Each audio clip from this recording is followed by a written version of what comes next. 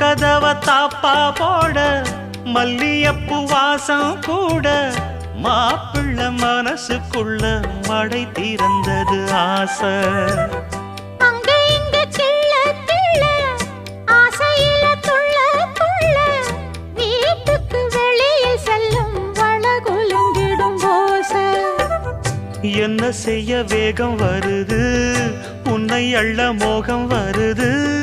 வஞ்சி பொண்ணு வாழ குறுத்து வித்தைகளை கட்டுப்படுத்து.